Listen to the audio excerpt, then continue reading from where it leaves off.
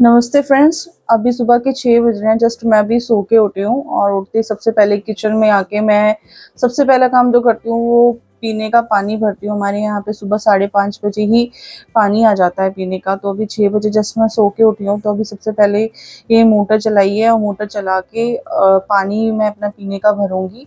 Then फिर टंकी में भरने के लिए छोड़ दूँगी और उसके बाद में बाहर जाऊँगी, पूरे घर की लाइट जलाऊँगी और मंदिर की लाइट जलाऊँगी।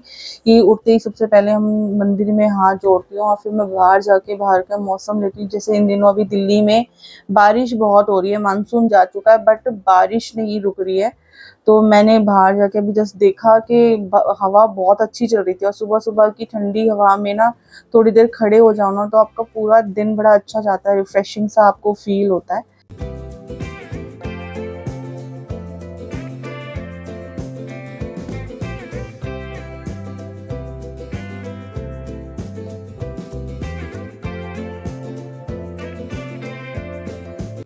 आप देख सकते हो रूम में मैं अभी जस्ट आई हूँ, लाइट वगैरह ऑन कर रही हूँ। रूम में जितने भी आर्ट एंड क्राफ्ट आपको दिख रहे हैं ना, ये सब मेरे ही बनाए हुए हैं। अब मैं जैसे डेली व्लॉग आप लोगों के लिए लेकर आती रहूँगी, डेली रूटीन मेरा जो होता है उसमें मैं आपको धीरे-धीरे अपनी आर्ट एंड क्राफ्ट, अपनी स्टिचिंग से रिलेटेड और अपने घर के रूटीन से रिलेटेड आपके लिए वीडियो लेकर आती रहूँगी। मंदिर की लाइट मैंने जला दी है बट पर्दे नहीं खोले हैं। पर्दे हम लोग जो है ना मंदिर नहाने के बाद जब पूजा करते हैं तभी खोलते हैं। तो अब मैं बाहर जा रही हूँ, बाहर का मौसम जैसे दरवाजा खोला मैं सरप्राइज़ थी, बिल्कुल ठंडा मौसम हुआ हुआ था।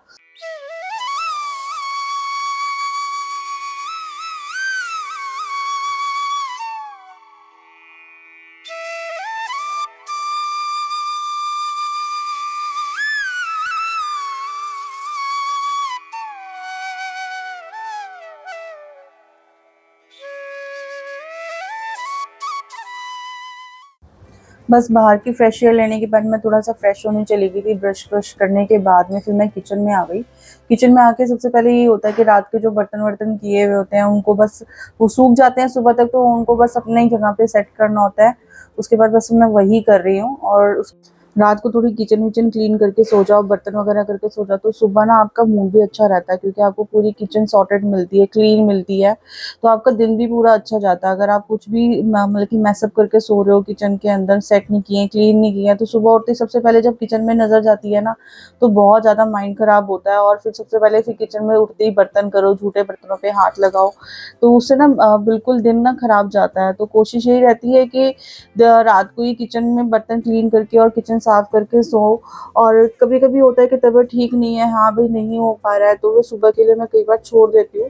तब सुबह मॉर्निंग में उठ के थोड़ा फ्रेश होके फिर मैं कर देती हूँ। नहीं तो मोस्टली तो यही होता है कि किचन सुबह उठूँ तो किचन क्लीन ही मिले। उससे सारे काम ना सॉर्टेड होने लगते हैं और सारे काम ना बड़े ईज़िली ये पूरा दिन के हो जाते हैं।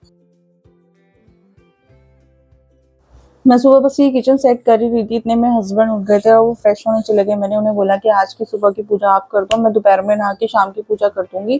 क्योंकि आज थोड़ा-सा बैक पेन था तो मैं सुबह-सुबह नहाई नहीं, मौसम भी ठंडा था इस वज़ह से। बस ऐसे ही मिल बाँट के कभी सुबह वो पूजा कर लेते हैं, कभी मैं, तो इसी तरीके से लाइफ़ चल रही है और एडजस्टमेंट्स हो जाती हैं। तो हस्बैंड वाइफ़ को एक-दूसरे के साथ मिलके चलना चाहिए, मेरा तो यही मानना है। अगर आपकी तबीयत ठीक नहीं है तो कभी हस्बैंड आपके साथ में हेल्प करवा दे और कभी उनकी तबीयत ठीक नहीं है तो मैं हम लेडीज़ें तो वैसे करती ही रहती हैं, सबके लिए करती रहती है। बट कभी-कभी क्या होता है कि या तो तबीयत ख़राब है या फिर मूड ठीक नहीं है, तो घर में कोई ना कोई एक ऐसा सदस्य होना चाहिए जो हमारे लिए भी खड़ा हो और हमारी सिचुएशन को समझे, हेल्प करे। तो बस यही चीज़ थी और सुबह इसलिए हस्बैंड ने पूजा कर ली और मैं दोपहर को नहाने के बाद में पूजा शाम की कर रही थी। तो ये अभी जो हम मंदिर दिखा रही हूँ मैं आपको, ये हमने अभी नवरात्रों में पहले नवरात्रि पे नया मार्बल का मंदिर खरीदा है और ये जो पर्दे वगैरह लगे हुए हैं ये सब मैंने अपने खुद हाथ से बनाए हैं पर्दे। तो ये बहुत सुंदर मंदिर मैंने खरीदा था। इन दिनों में बहुत टाइम से मन था कि मार्बल का एक बड़ा मंदिर हम अपने घर के अंदर लेकर आएँ।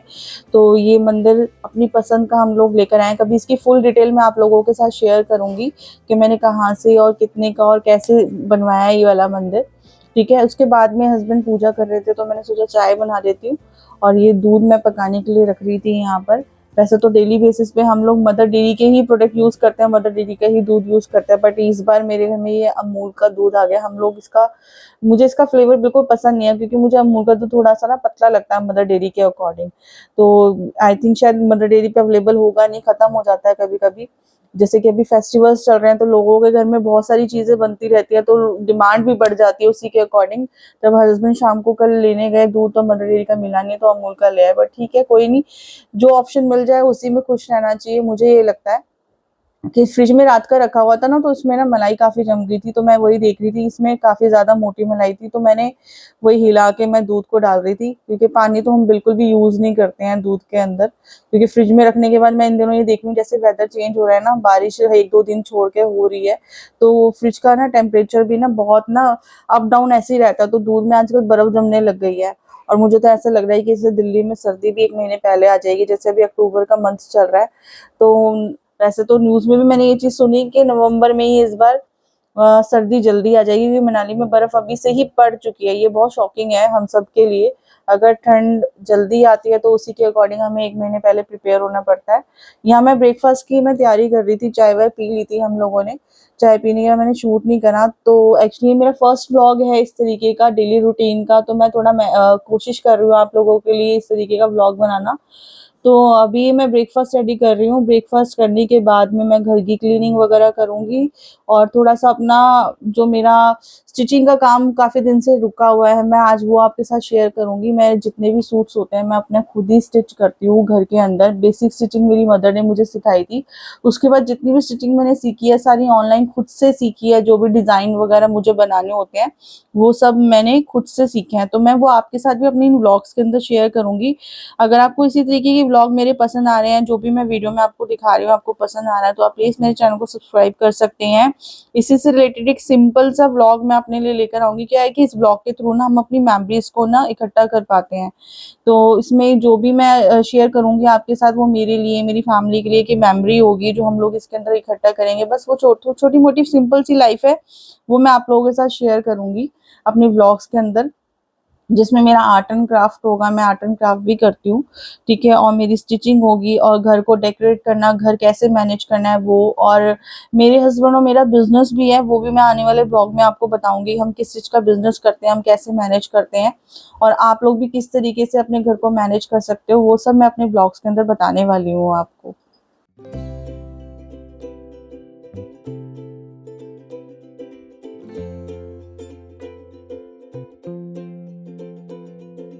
बस फिर ब्रेकफास्ट के बाद वही क्लियर अपना रूटीन डेली का, किचन क्लीनिंग, हाउस क्लीनिंग, और उसके बाद मैं किचन क्लीन कर रही हूँ। और बर्तन पता है क्या, सुबह ब्रेकफास्ट के हो या लंच के हो, हाथ क्या ती हो जाए ना, तो आपका आने वाला काम जो आगे दिन भर का जो काम होता है ना, वो आपके लिए हेडेक नहीं बनता, बहुत जल्दी जल्दी सॉर्ट आउट होता है, और अपने लिए भी आप टाइम निकाल पाते हो, अपनी सेल्फ केयर कर पाते हो आप लोग। जैसे कि मेरे को अभी मैंने बताया मेरे को स्टिचिंग करनी है, मुझे अपने फेस्टिवल्स आ रहे हैं, अपने सूट खुद ही सिलने हैं, तो उसी के लिए मैं अपने काम ना साथ के साथ निपटा रही हूँ, ताकि मुझे थोड़ा सा टाइम अपने खुद के लिए भी मिल जाए। क्योंकि सूट भी अगर मैं सिलने बैठूँ तो पूरे दिन में अगर मैं एक सूट सिलूँ तो फिर बाकी काम पेंडिंग हो जाते हैं, तो इसलिए मैं 3-4 दिन ले लेती हूँ।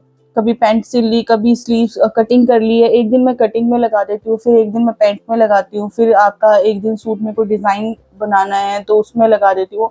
ऐसे मेरे 2-3 दिन लग जाते हैं एक सूट सिलने के अंदर, क्योंकि घर के भी काम खुद ही करने होते हैं, कोई हाउस हेल्प मैं लेती नहीं हूँ, तो खुद ही करने पड़ते हैं। तो किचन में भी इस तरीके से आप क्लीनिंग वगैरह का भी थोड़ा ध्यान रखें। बर्तन करने के बाद में हमारी खुद की डेली की ये हैबिट है कि जितनी बार भी घर में बर्तन हो रहे हैं, जो सिंक होता है वॉश बर्तनों का, वो हाथ के हाथ क्लीन होता रहे।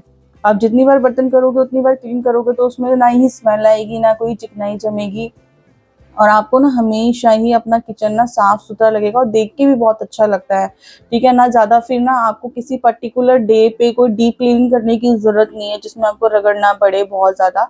तो हाथ के हाथ होता रहेगा ना, तो आपके लिए बहुत अच्छा है कि हेडेक नहीं बनेगा कोई भी काम। और सबसे बड़ी बात, आज की डेट में अगर आप अपने लिए थोड़ा सा भी टाइम निकाल पाते हो ना, इतनी मतलब कि स्ट्रेसफुल लाइफ लोग जी रहे हैं, इतनी बिजी लाइफ जो जी रहे हैं, उसमें अगर आप खुद के लिए भी थोड़ा सा टाइम निकाल ले होते हो ना, तो आपको किसी चीज़ की भी ज़रूरत नहीं है कि आपको कोई भी किसी चीज़ से डिप्रेशन से निकाल सकता है या स्ट्रेस से भी निकाल सकता है। आप अपनी हेल्प खुद ही कर सकते हो। उसके बाद में हम लोगों ने ये अनबॉक्सिंग में आपको करके दिखा रही हूँ, हमने ये वुडन का ना जो अगरबत्ती स्टैंड होता है ना वो मंगवाया था। शॉप्सी से मैंने मंगवाया था, बहुत अफोर्डेबल प्राइस पे मुझे मिल गया था। आई थिंक ये 157 रुपीज़ का हमें मिला था। इसका रिव्यू ना मैं आपको आने वाले टाइम में आगे वीडियोस में दूंगी। उसके बाद दोपहर हो गई थी, दोपहर में सोचा कि मैं अपने लिए थोड़ा सा टाइम निकाल के अपनी स्टिचिंग का काम कर लूँ। ये मेरे पास मशीन है उषा जिनोमी की, जिसके साथ में ये पैडल मिलता है, इलेक्ट्रिक मशीन है। और ये ना आपको ना धागों के पूरा बॉक्स मिलता है। ये जितने भी धागे मैंने कुछ परचेज नहीं किया, ये सारे केस ना मुझे ना इसके साथ फ्री मिला था। और इस मशीन को ना मेरे पास ना 2 साल हो गए हैं और इसी से मैं सारी अपनी स्टिचिंग करती हूँ। इसमें बहुत सारे ऑप्शंस आपको मिल जाते हैं, आपको पिको का ऑप्शन मिल जाता है, आपको इंटरलॉक का ऑप्शन मिल जाता है और बहुत ही स्मूथ चलती है। ठीक है, तो 2 साल की वारंटी में था और इसमें कम से कम देखो आई थिंक 4 सर्विसेज मिलती जो कि मैं ले चुकी हूँ उसके साथ में। तो बहुत अच्छी है। ये जो नेक पे मैं आपको डिजाइन दिखा रही हूँ ना, ये मैंने खुद बनाया है। ये हैंड ब्लॉक का सूट है इंडिको का। ये पूरा मैं आपको आगे कभी डिटेल में बताऊंगी, अगर आप चाहोगे तो मैं पूरी डिटेल दूंगी। ये बॉर्डर्स वगैरह मैंने खुद से बनाए हैं, ठीक है, जो सूट के अंदर मिलते हैं। उसके बाद मैंने सूट का बस नेक रेडी कर दिया था। उसके बाद मैं पैंट बना रही थी, मैंने कहा आज थोड़ा सा पैंट सिल देती हूँ, सूट बाद में रेडी कर दूंगी। तो पैंट की स्टिचिंग मैं कर रही थी। पैंट मेरी पूरी सिल गई है। मैं आपको ना सूट की ना पूरा रेडी करके ना फिर एक ओवरऑल पहन कर लुक दूंगी कि बनने के बाद ये कैसा लग रहा था। आपने मेरी आने वाली वीडियो में मेरी स्टिचिंग की वीडियोस भी देखोगे, थोड़े बहुत टिप्स मैं आपको दूंगी इसके अंदर कि आप घर पे रह के ही छोटी-मोटी स्टिचिंग कैसे कर सकते हो, कुशन्स कवर वगैरह सब मैं आपको इस वीडियो में बना के दिखाने वाली हूँ और सिखाऊँगी भी आपको। तो मेरे इस चैनल को प्लीज़ आप सब्सक्राइब कर लीजिएगा इस तरीके की वीडियोस देखने के लिए। अगर आपको थोड़ी-सी भी अच्छी लगी हो तो इस वीडियो को लाइक ज़रूर कर दीजिएगा, चैनल को सब्सक्राइब ज़रूर कीजिएगा आने वाली वीडियोस के लिए।